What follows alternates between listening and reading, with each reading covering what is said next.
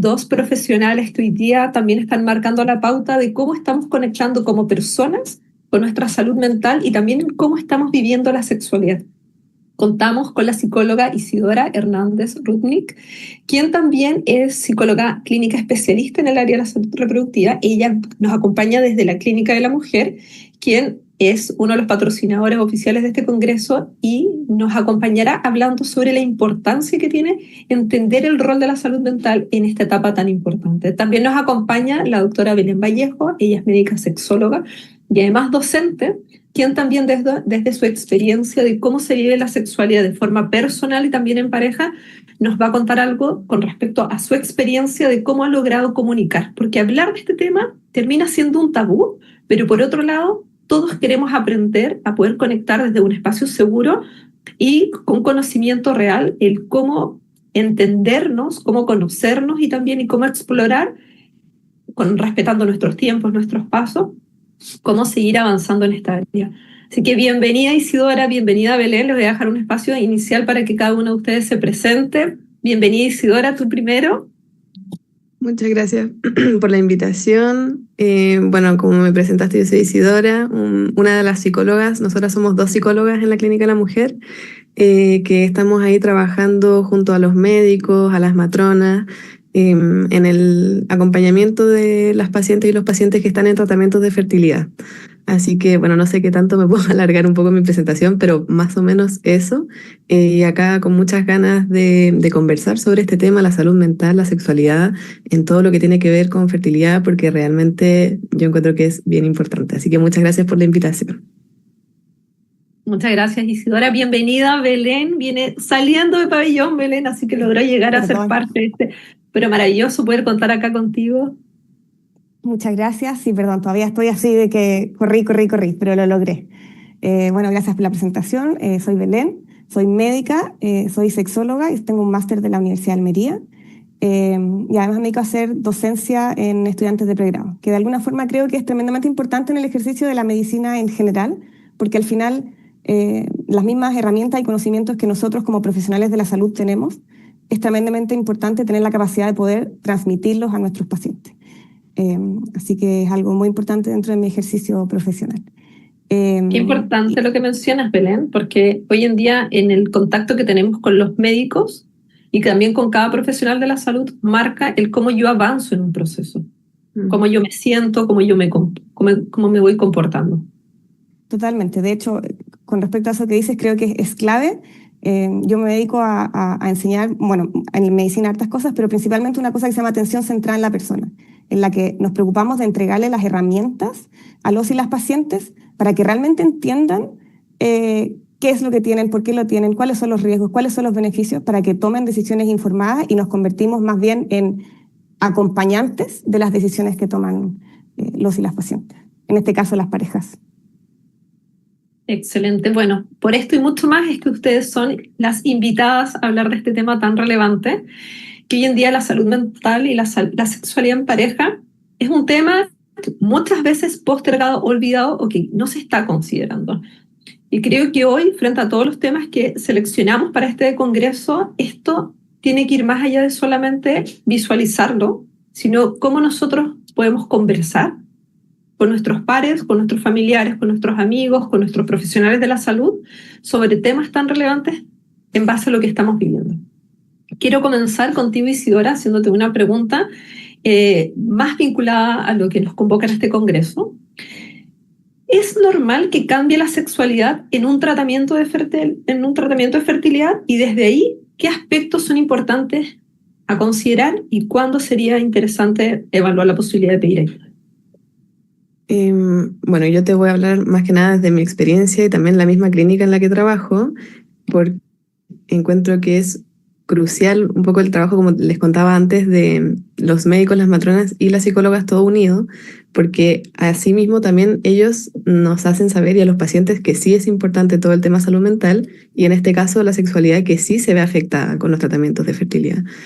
naturalmente empieza a haber una presión muy grande sobre, bueno, la performance, un poco obviamente llegar al embarazo, porque cuando los pacientes, bueno, depende del diagnóstico, pero cuando los pacientes y las pacientes están en un tratamiento de fertilidad, siguen intentando por medios propios quedar embarazados.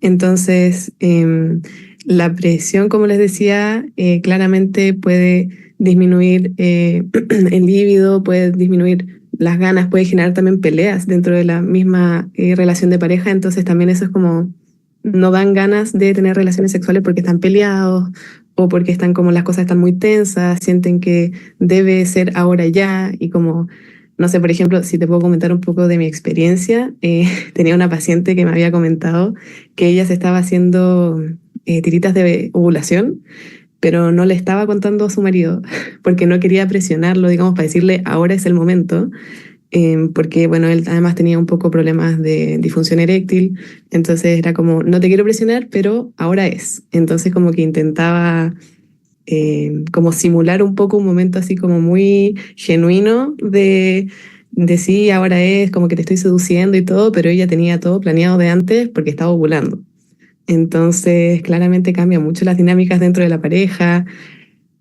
Bueno, la presión, como comentaba, y por lo mismo se ofrece este acompañamiento a todos y todas las pacientes de la clínica, porque son temas que quizá más uno como que no habla con los médicos o con la matrona, o porque no alcanzan, o porque les da vergüenza. Entonces, el espacio que además me ha gustado mucho que últimamente los pacientes vienen, no solamente la mujer, porque antes venían más solo las mujeres, pero ahora viene la mujer con el hombre, en el caso de una pareja heterosexual, vienen los dos. Y ambos están súper abiertos a hablar de sus temas, no solamente los problemas y las situaciones que surgen en relación con el mismo tratamiento, sino que todo lo que tiene que ver con su relación de pareja.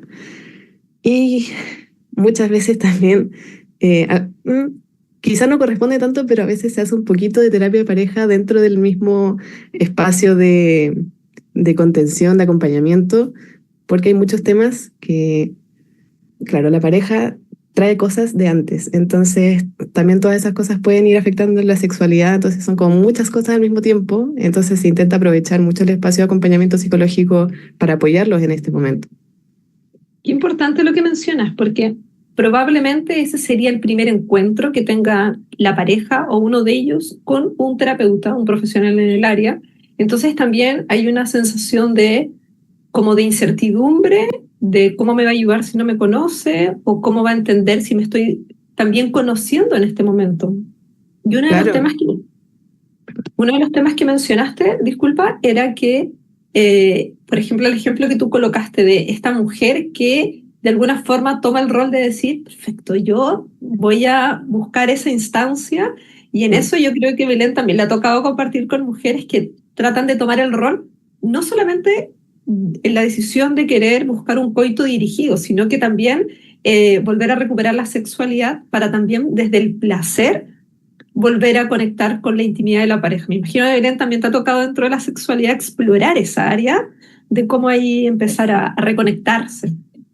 Sí, bueno, la verdad es que es tremendamente importante en esa reconexión la comunicación.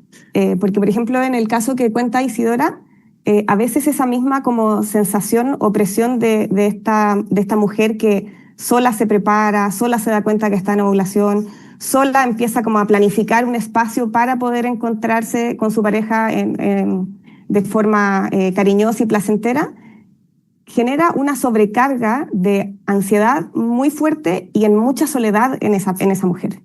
Entonces, creo que es clave para poder mantener dentro de lo difícil que puede ser un periodo de infertilidad buscando embarazo, la comunicación y poder conversar y poder planificar juntos estos espacios para sentirse más acompañadas.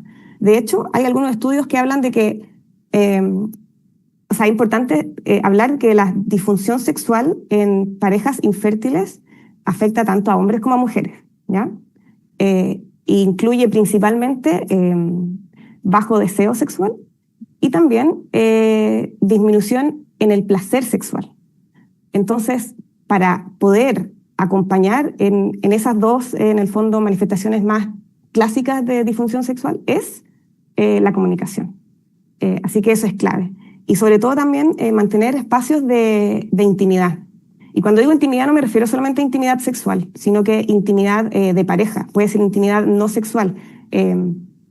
Salir, compartir, reírse juntos, contarse cómo se sienten. De hecho, hay un estudio que habla acerca de que las mujeres se sienten casi 3 veces más incomprendidas con respecto a su deseo, o sea, su disminución en el deseo que los hombres. Y pasa mucho por la falta de comunicación. Belén, en esto que nos cuentas de la falta de comunicación o en el cómo nos estamos expresando, aquí me gustaría también saber la experiencia de ambas.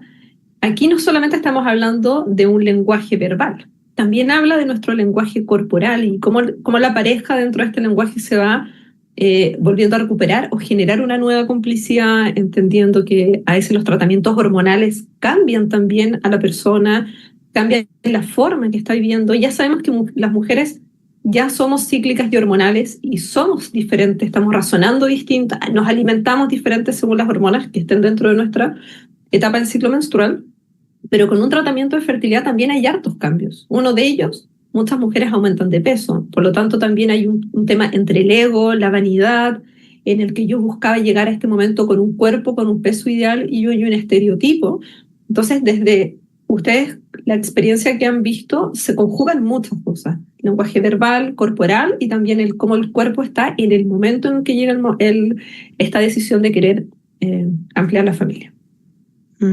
Sí, eso que mencionas, Marce, es muy interesante también por el hecho de que hay muchas mujeres que antes de empezar el tratamiento se ponen en una campaña de bajar de peso para el tratamiento. Entonces es como, genial, bajé de peso, me siento súper bien, quizá también se sienten mejor, no sé, pues dentro de las mismas relaciones sexuales o la intimidad, y después empieza el tratamiento y pum, una empieza a subir de peso. Entonces hay como sentimientos encontrados, digamos. Por ejemplo, el otro día tenía una paciente que estuvo como que empezó en mayo porque dijo, ya en octubre me voy a transferir porque ya tenía, no, me voy a empezar a estimular. Entonces desde mayo dijo full gimnasio y empezó así como con todos los días gimnasio, no sé qué, bajó de peso, se sentía preciosa, se sentía súper cómoda, y después tenía que empezar con el tratamiento, entonces estaba como, el doctor quizá le dijo, ya quizá ejercicio sí, pero no tan fuerte como lo estabas haciendo, entonces le generó como un choque así como, pucha, estaba muy bien, porque no era su primera estimulación, entonces decía, y sé que voy a subir de peso, que me voy a sentir hinchada, que me voy a sentir incómoda, y que le costó mucho igual perder el peso que originalmente había ganado. Entonces, sí, como que se van juntando muchas cosas, y también me ha pasado que estas pacientes que intentan bajar de peso para venir al tratamiento, intentan cambiar su alimentación y todo eso, que es clave, pero tienen a la pareja al lado que no ha estado cambiando su alimentación, entonces ahí también genera estos choques, bueno, también situaciones como tensas, estresantes, peleas, que no colaboran en el tema de estar conectados, de estar cada uno como apoyándose, porque bueno, lo que yo siempre también le comento a los pacientes es que en el tratamiento, a pesar de que muchas veces es mucho en el cuerpo de la mujer, es de ambos, es del hombre y la mujer cuando es una pareja heterosexual, y son un equipo. Entonces ahí, sobre todo en esos momentos como de alta tensión, es más difícil recordarlo. No sé qué opinas, Belén. Sí, absolutamente. De hecho, quería ligarlo con un poco con algo que dijiste antes con respecto a la atención de parejas con infertilidad con otros profesionales. Y es que la actitud personal del profesional hacia la sexualidad, esto quiere decir como desde dónde se ubica en este espectro de erotofilia y erotofobia, impacta directamente en la probabilidad de que le pregunte a la pareja acerca de su sexualidad, y también en cómo lo aborda. Entonces, eso significa que muchas veces esto no se habla y, como dices tú, empiezan a haber peleas, roces, falta de conversación, de comunicación, hasta que esto estalla. Y esto ya muchas veces es tarde. Entonces también creo que es clave algo de alguna forma como preventivo, y es empezar a conversarlo antes. O sea, sabemos que es un factor de riesgo tanto el diagnóstico de infertilidad de la pareja como también la exposición en el fondo a terapias de reproducción asistida para tener disfunciones sexuales. Entonces, desde eso creo que es tremendamente importante pensar como en la prevención y ojalá siempre ir en paralelo con todos los tratamientos de fertilidad, con ginecología, andrología, ojalá un acompañamiento sexológico también para que en el fondo no genere tanta disrupción en la pareja desde su esfera sexual. Totalmente. Y ahora que lo mencionas, yo me he dado cuenta igual que los pacientes muchas veces esperan que el profesional, ya sea el médico, la matrona o nosotros las psicólogas, les preguntemos sobre eso, porque ellos no nos van a decir quizá como de manera espontánea. Entonces ahí también muchas veces es cuando empiezan a sacar como los trapitos al sol, como se diría, que son cosas que a veces como ahí mismo estamos, no sé, pues estoy yo, está el hombre y la mujer, y empiezan a decir, ay, pero nunca me habías dicho que te sentías así, o cosas así como, es justo el momento en el que ellos sienten que, no sé si sienten que es un espacio como más seguro, o que es como el momento, si no es ahora, no es nunca, y empiezan a discutir estos temas que han sentido durante quizá todo el tratamiento o que vienen desde antes. Ahora que lo dices, perdón. Y decir como, y que quizás no se había dado el espacio de poder abordarlo. Eso quería como complementar con eso. Totalmente, porque también hay muchas veces que hay resentimiento, ahí como muy oculto, pero que vienen a sacarlo ahora, que es como, pucha, lamentablemente hay muchas veces que, a pesar de que uno intenta que no suceda, que empiezan con las culpas, así como es tu culpa que no hayamos consultado previamente porque tú tenías miedo o porque tú no tenías tan claro tus deseos de maternidad o paternidad. Entonces, sí, es un momento como de alta tensión. Ahora que dijiste eso de que venía desde antes, eso también es clave, porque, por ejemplo, ahora este año salió en una revista brasilera un estudio prospectivo que analizaba 2 grupos de mujeres buscando fertilidad. Un grupo que recientemente empezó a buscar fertilidad y un grupo que ya tenía el diagnóstico de infertilidad. Y se comparó mediante un score de función sexual femenina, que en el fondo determina como el riesgo de alguna disfunción sexual. Y el score dice que en menos de 26 puntos, tiene más riesgo de una disfunción sexual.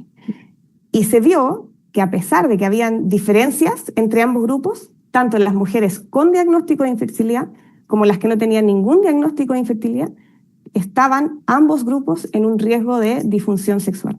Entonces, efectivamente esto puede venir de antes y poblacionalmente también hay estudios que hablan de que estamos teniendo menos sexo, de que es un mundo más rápido, que hay más trastornos de salud mental, más depresión, más ansiedad, que per se afectan a la sexualidad. Ni siquiera estamos hablando de diagnósticos de infertilidad o de recibir tratamientos de terapia de reproducción asistida. Entonces, por eso que es importante, ojalá, la prevención y partir desde un inicio, desde el diagnóstico, en paralelo con todo lo que es los tratamientos médicos y complementarios, ojalá un acompañamiento sexológico. Qué importante dar a conocer y revelar algo que en silencio muchas mujeres hemos vivido, sobre todo las generaciones que hoy día tienen una búsqueda importante con respecto a la fertilidad. Y aquí hay una trascendencia, que ha habido una evolución en el cómo se está hablando de la sexualidad y cómo se está abordando este tema. Desde la culpa, desde el silencio, desde lo prohibido, desde las mujeres se tienen que comportar de una forma, ser un poco más pasivas en el tema, pero por otro lado hay una población importante de mujeres que tiene una sexualidad activa y que a veces su pareja no tiene el mismo ritmo y también existe una frustración y en ese proceso existe una culpa por quizás tener una sexualidad más activa y durante la vida de la pareja también va cambiando la intensidad de la sexualidad. Aquí, Belén, me gustaría que nos contaras cómo también empezar a redescubrirnos independiente de la edad, independiente de la etapa, porque puede ser que hoy día yo no esté en un tratamiento de fertilidad, pero quizás sí estoy en pareja y el día de mañana me gustaría entrar en un tratamiento de fertilidad sin perder la sexualidad o la intimidad de mi pareja, no ponerla en riesgo, sino de estar fortalecidos en esa área y además de pedir ayuda psicológica también empezar a conectar conmigo. ¿Cómo es esto de descubrir mi sexualidad y también cómo descubrirlo en pareja. Yo creo que hay dos pilares clave. Uno es, nuevamente, la comunicación. O sea, de repente uno va en la pareja sintiendo que la otra persona está cambiando, o de repente uno siente como comunicación no verbal, pero que quizá es interpretativa. Entonces creo que es clave cuando uno percibe algo, conversarlo. Mira, sentí esto, te acercaste a mí, o sea, me acerqué a ti, sentí un rechazo, es real, o quizá solamente me pasé un rollo. Entonces ahí la comunicación verbal es clave. Y otro pilar fundamental también que tiene que ver con esto que dice que de la sexualidad cambia a lo largo en el fondo de la relación de pareja, tiene que ver con que tenemos una especie como de libro o de guía de cómo tiene que ser la sexualidad heredada de las películas, de lo que escuchamos o de nuestra experiencia como adolescente. Pero la verdad es que la sexualidad de la pareja cambia. Cambiamos, o sea, todos cambiamos, vamos creciendo, van cambiando nuestras expectativas, nuestras presiones, nuestras responsabilidades, y el sexo también cambia. Y le damos mucho valor dentro de la importancia de la intimidad sexual a la espontaneidad, como si fuera la clave de un buen sexo. Y la verdad es que el deseo espontáneo es una forma, pero una forma de varias. Creo que ahí el erotismo es clave. Potenciar el erotismo y a veces va a hacer que nuestro deseo va a ser gatillado a través de la excitación. Y podemos buscar en el fondo espacios de excitación mediante el erotismo que no necesariamente tienen que ser espontáneos como se espera, que no es la única forma. Yo creo que también es clave ahí la educación y es como desmitificar ciertas cosas que creemos de la sexualidad muy arriesgadas, muy arraigadas, perdón, culturalmente.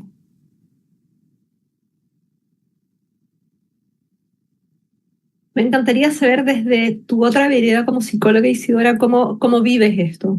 Me imagino que es lento para una persona conectar con su sexualidad, paralelamente explorarlo junto a su pareja, cada uno en su ritmo, en su tiempo. Probablemente algunos conectan porque lo tenían pendiente, no sabían cómo hablarlo y se dan cuenta que los dos están iguales, pero también existe un escenario en donde tratan de acomodarse y en ese sentido tienen ambos el anhelo del tratamiento de fertilidad exitoso, pero este también es un pendiente que ojalá se aborde oportunamente, porque cuando llega la guagüita también, la sexualidad también tiene un peso, tiene una relevancia, la complicidad de la pareja, la salud mental propia, la compañía, este partner, que finalmente también juega un rol protagónico en cómo se avanza.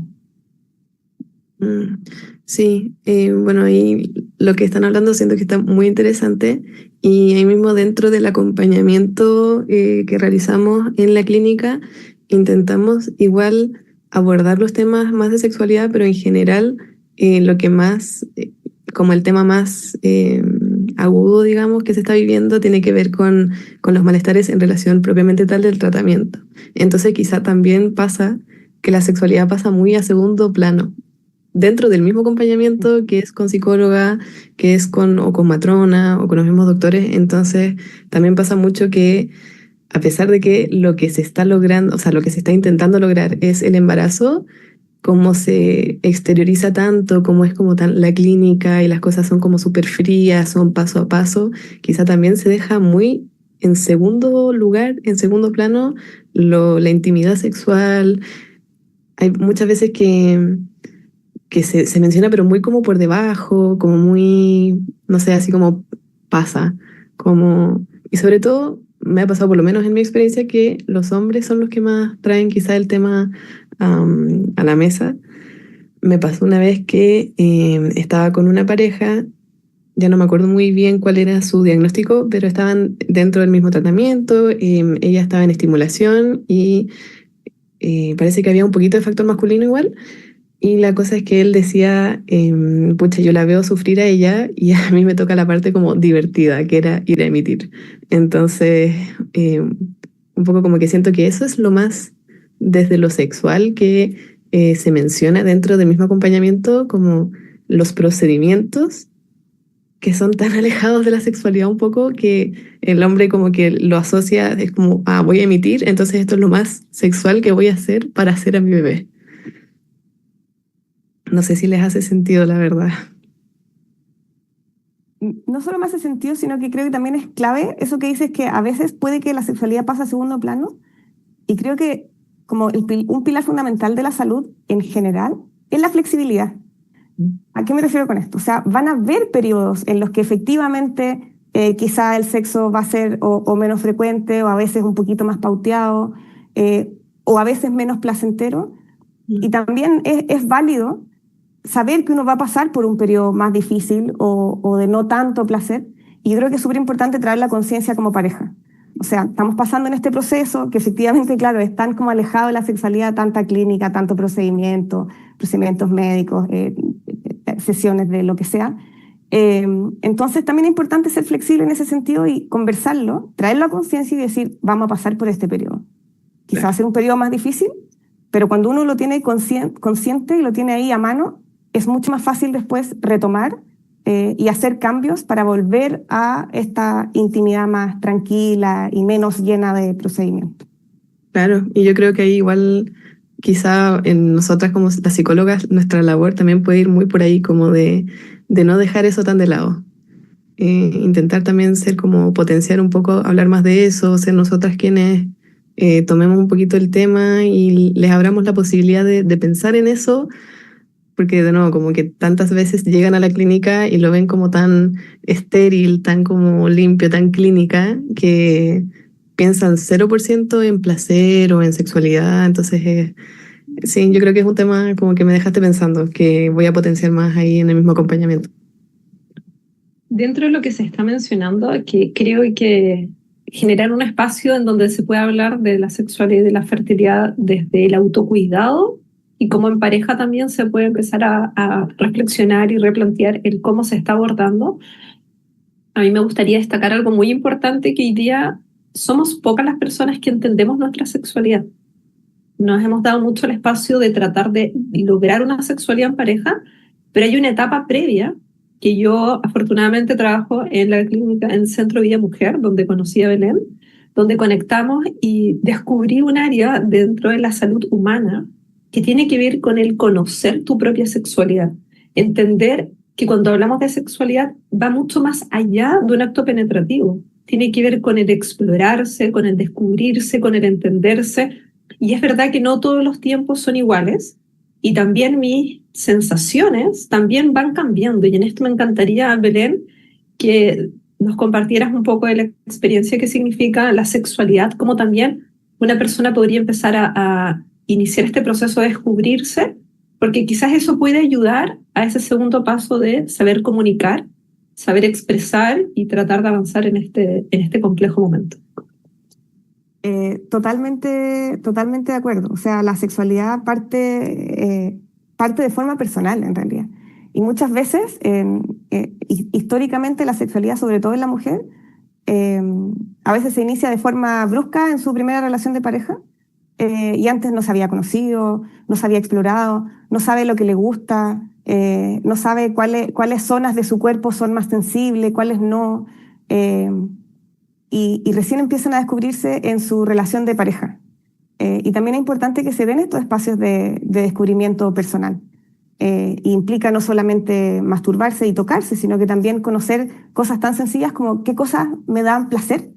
A veces uno está tan metida en este como vorágine en el fondo de vida, de que hay que estar corriendo para todos lados, que ni siquiera nos detenemos a cuestionarnos qué cosas me dan placer. Y no necesariamente sexuales, sino que puede ser, no sé, salir a caminar, andar en bicicleta, comerse un heladito, y detenerse y decir, oh, qué heladito más rico, qué placer esto. Y en la medida que uno conecta con ese placer, también es más fácil conectar con el placer sexual.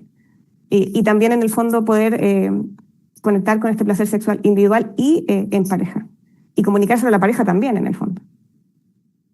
Y siento que, perdón, para agregar un poquito, en relación también con los mismos tratamientos, es súper importante que se mantenga esta conexión en pareja, porque al final no es la idea que el mismo tratamiento desgaste la relación o desgaste también a las propias personas individualmente, porque pasa mucho que dentro de los tratamientos, el mismo tratamiento se hace gran parte de la vida. Entonces se nos olvida, no sé, por los hobbies, los espacios de autocuidado, los espacios de pareja propiamente tal, como esto de salir a pasear, tomarse un heladito, que es tan vital también dentro de lo que estamos queriendo sostener, porque hay muchas veces que también como se hace tan clínico, tan como un procedimiento que se nos olvida que lo que acá queremos hacer es un embarazo, una huevita, un bebé, después hijo, grande, niño, adulto, que es para toda la vida y es dentro de la unión de la pareja, po. Entonces a veces se pierde mucho ese norte. Que requiere tiempo y energía, y como tú dices, este sostener también requiere harto espacio. Y el autocuidado en todas sus como esferas habla mucho de cómo nos estamos conociendo en esta etapa de la vida. A mí se me ha pasado el tiempo volando hablando de este tema. Me avisan que estamos a tiempo, pero me gustaría dejar espacio a cada uno de ustedes para que cierren con una reflexión. Este es un tema que pocas veces se aborda en un espacio tan abierto. Estamos con personas que nos están escribiendo de diferentes partes del mundo a nivel de habla hispana, y probablemente este sea el espacio que tengan para poder escuchar y acercarse. Así que en breve les invito a que dejen una reflexión. Te invito a ti a comenzar, Isidora, y después a ti, a Belén, y de ahí vamos a hacer algunos comentarios. Ya. Bueno, yo creo que es muy importante no dejar el tema, bueno, salud mental y sexualidad en este caso, fuera de la discusión, y no dejarlo tampoco quizá en las manos de, lo mencionaron, entonces vamos a hablar de esto, sino que empoderarse y decir, en los tratamientos, digo yo, como, este es un tema que me está ocurriendo en paralelo al mismo tratamiento, ya sea con la psicóloga o con las matronas también, que las matronas por lo menos... nosotros en la clínica trabajamos muy en paralelo con las matronas y las matronas acompañan durante todo el proceso. Nosotros las psicólogas igual, pero a las matronas las ven más por el tema de los seguimientos foliculares y todo eso.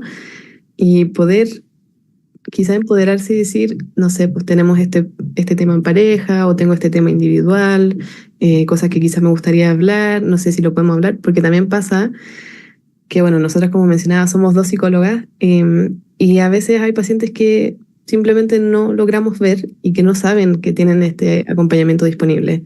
Entonces quizá también poder hablarlo, poder pedirlo y por lo menos en nuestra clínica saber que está este acompañamiento durante todo lo que dura el tratamiento, porque es súper importante. Muchas gracias, Isidora. También destacar que Isidora está en la Clínica de la Mujer en Viña del Mar y que atiende a personas y a parejas de diferentes áreas, diferentes partes de Chile. Así que muchas gracias. Belén, médica sexóloga, que yo creo que también una de las especialidades que poco a poco está tomando una importancia y cada vez estamos conociendo más esta especialidad, y yo invito a muchas mujeres, personas y parejas a que conozcan y escuchen estas palabras que nos va a dejar Belén. Muchas gracias, Marce.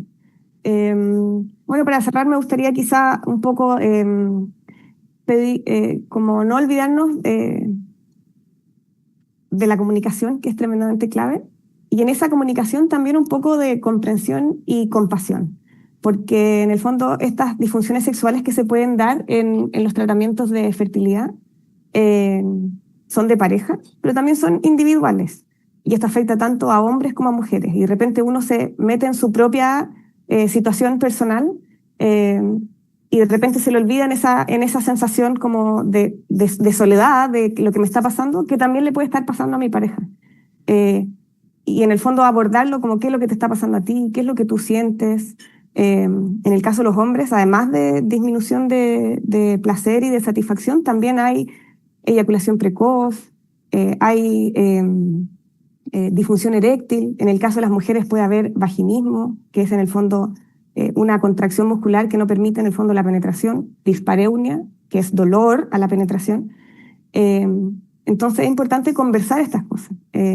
Hago un llamado, ojalá, a harta comunicación, comprensión y compasión, y en el caso de ser necesario, consultar lo más precozmente posible antes de que, o más que antes que, cuando el problema todavía es abordable, es algo como que es en el fondo fácil de poder acompañar cuando todavía uno está encontrando como estas cosas iniciales.